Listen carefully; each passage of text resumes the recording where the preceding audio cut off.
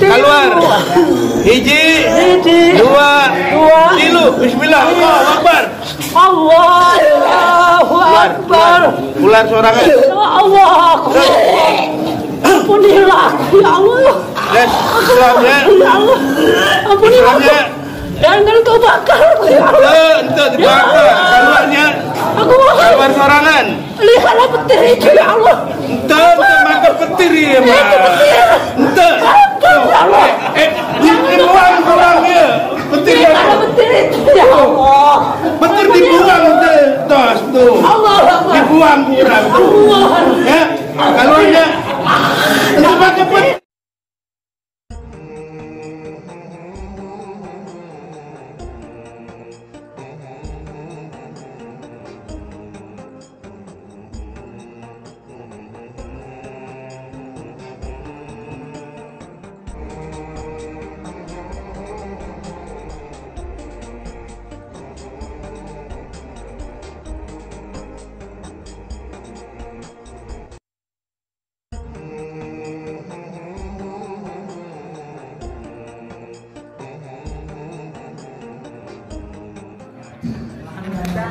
Assalamualaikum warahmatullahi wabarakatuh. Pak, nama saya Pak Amri.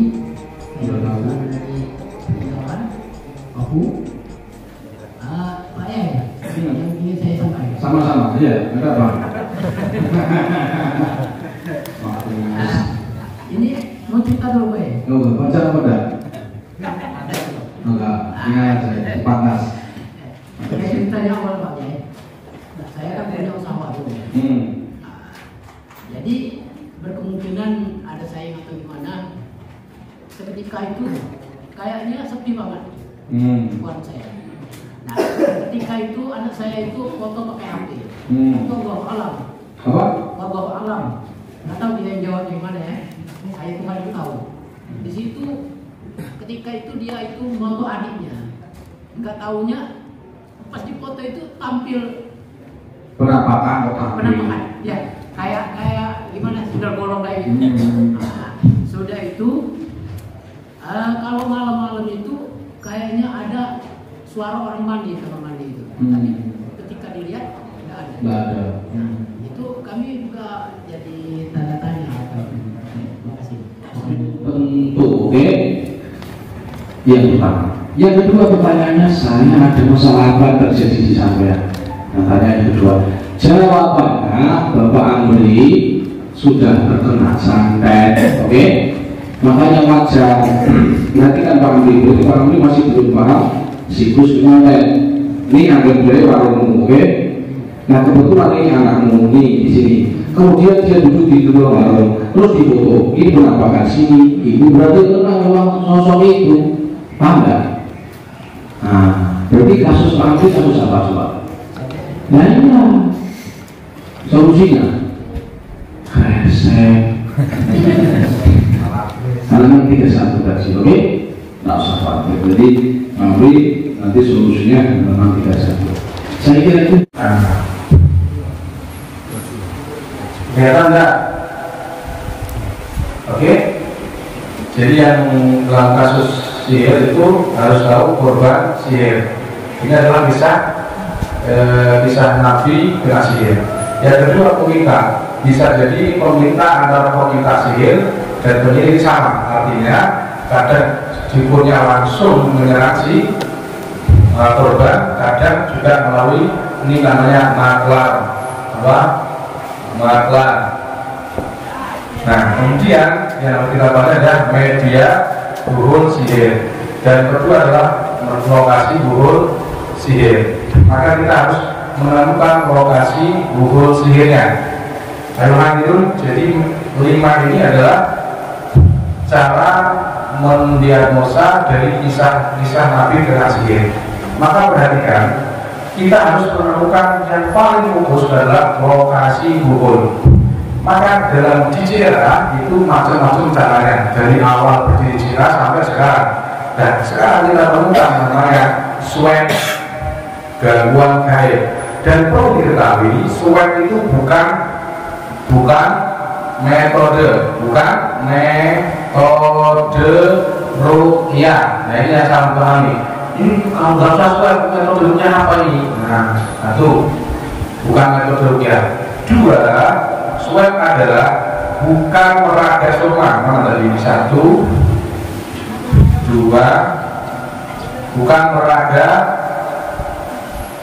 soma. Karena meraga soma itu harus memerlukan keluar cakra, somanya keluar cakra dan seterusnya. Dari 100 orang itu yang meraga soma yang bisa belum tentu satu orang belum tentu bisa. Tapi kalau swab gangguan gaib ini murni hanya minta ke Allah. Kenapa lokasi rumahnya yang di ini? Karena medianya lokasinya di rumah, maka kaitannya itu di rumah. Jadi bukan meraga soma. Ini kalau ada yang ngomong meraga soma atau projection, maka dia tidak paham konsep meraga soma. Oke, dan tidak paham swab gangguan gaib. Oleh sebab itu, sekali lagi, ini 5 istilah harus dipahami dan tidak menggunakan sugesti. Tanpa sugesti. Pertama, nggak masuk area kritikal.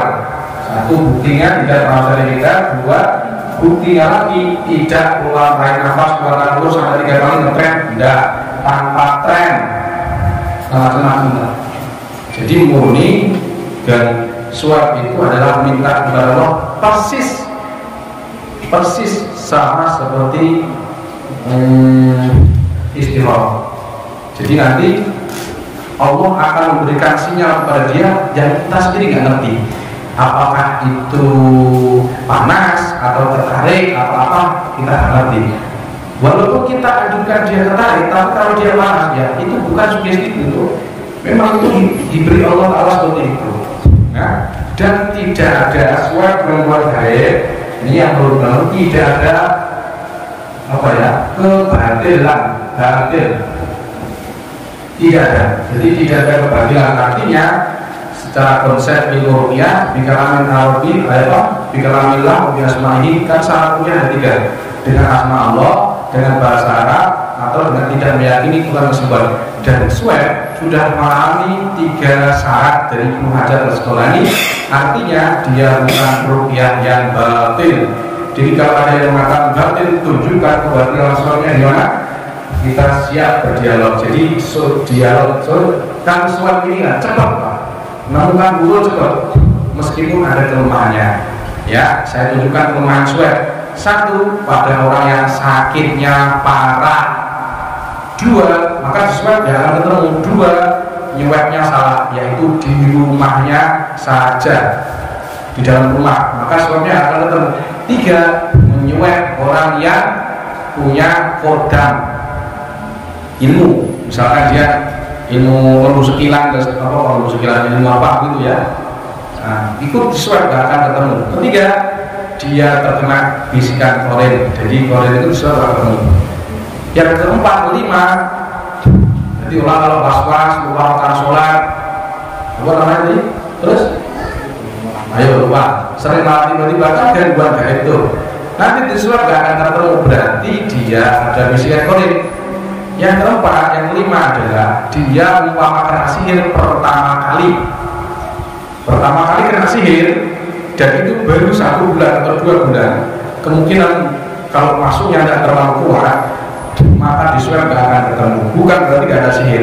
Sekali lagi, bukan swab yang salah, tapi kadang-kadang pengurus atau praktisi yang salah memahami swab. Jadi 3-5 syarat ini bukan metode ruqyah, harus dipahami. Bukan meraga soma, tanpa sugesti, bukan hipnosis ya, bukan batil. Yang kedua, yang kelima adalah bukan musyrik, karena tidak ada kalimat musyrik. Oke? Nah, itu adalah 5 istilah kasus sihir yang harus dipahami. Kenapa saya lakukan swab, kok mempertahankan swab walaupun ada yang kritikan? Jawabannya karena kita mengutamakan kualitas. Kualitas itu yang menjadi penyebab kenapa saya tidak mengadakan ijazahan online. Kira-kira boleh nggak ijazah online? Boleh nggak? Boleh, tetapi saya tetap harus talaki meskipun saya di terbilang pelosok gitu ya. Saya akan datang dia untuk talaki menyebarkan ilmu. Saya tidak open. Tujuannya apa? Supaya kualitas terjamin.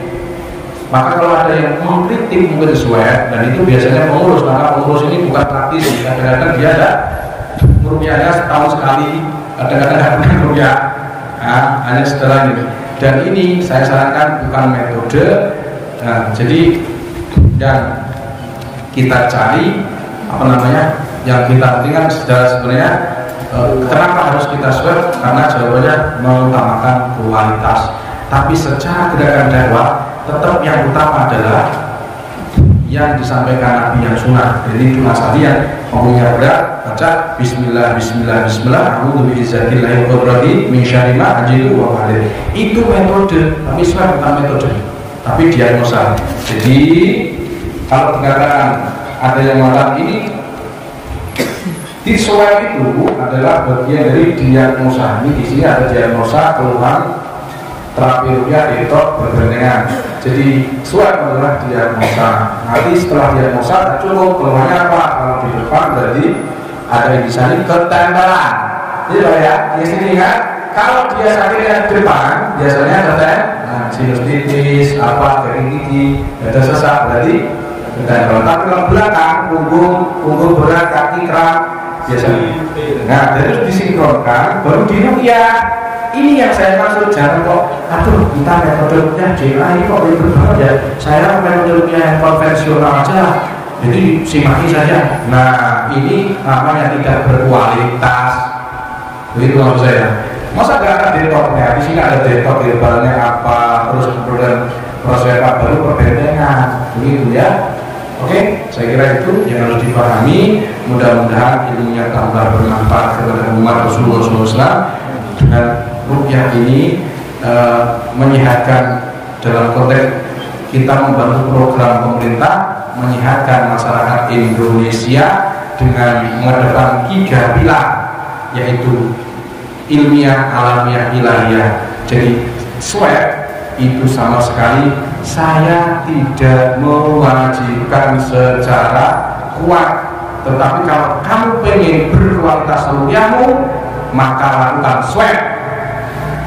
Kalau berkualitas ya, kalau pengenmu seperti yang biasa-biasa, seperti ini bunga nggak berkualitas, itu ya silahkan. Tapi kalau menurut saya sarankan apa? Swab untuk mendeteksi diagnosa kasus ini medis atau non medis, gitu ya.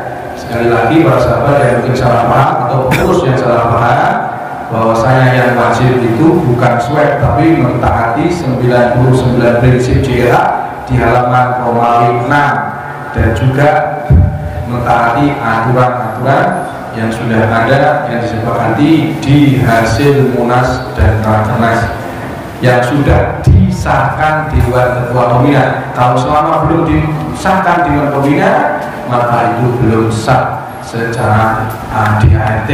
Subhanallahumma bihamdika asyhadu an la ilaha illa anta astaghfiruka wa atubu ilaik. Assalamualaikum.